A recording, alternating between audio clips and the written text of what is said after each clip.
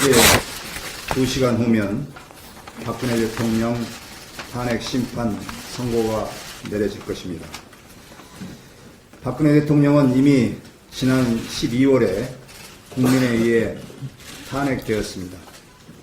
그동안 대통령과 비선 실세들의 국정농단으로 인해서 국민들이 감당해야 할 고통은 너무나 컸습니다.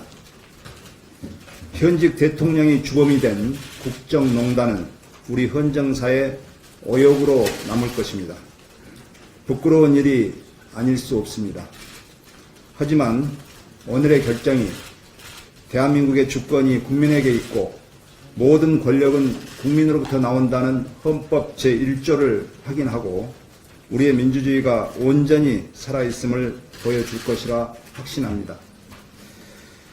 저는 어제 사당 교섭단체 원내대표들에게 탄핵 결과를 떠나서 회동을 해서 질서 있는 수습에 나서자고 제안했습니다.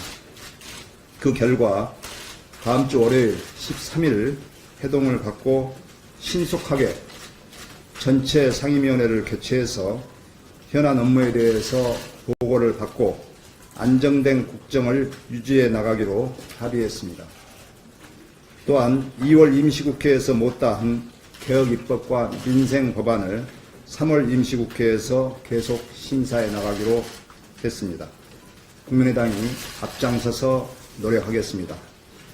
탄핵 이후 국민의당은 화합과 상생의 정치에 앞장서겠습니다. 탄핵은 끝이 아니라 새로운 출발이기 때문입니다. 오늘은 의회 권력이 민심의 판결이 승리하는 날이 될 것입니다. 지난 몇 달 동안 우리 사회를 분노로 들끓게 만든 탄핵 정국은 오늘로 마침표를 찍어야 합니다. 헌재의 현명한 결정을 기대하겠습니다. 이상입니다.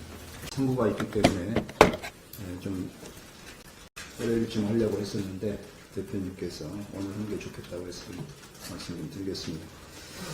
지난 7일 부산지검이 해운대 LCT 비리 의혹 수사 결과를 발표했습니다.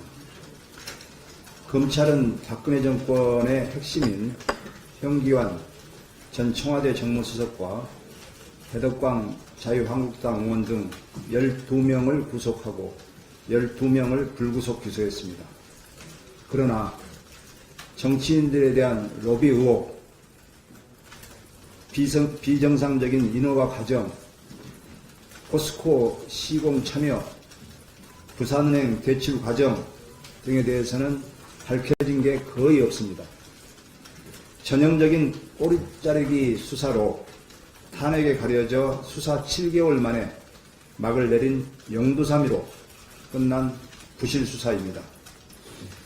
이번 검찰 수사는 부정부패를 청산하고 새로운 대한민국을 열고자 하는 촛불 민심조차 외면했습니다. 황교안 총리는 특검을 통해서 LCT와 관련된 비리를 철저히 색출해서 엄단할 것을 촉구합니다.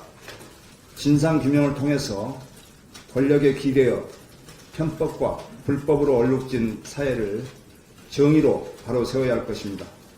우리 국민의당은 탄핵 결과와 관계없이 LCT 의혹에 대해서 특검을 통해서 실체 규명을 해 나갈 것입니다.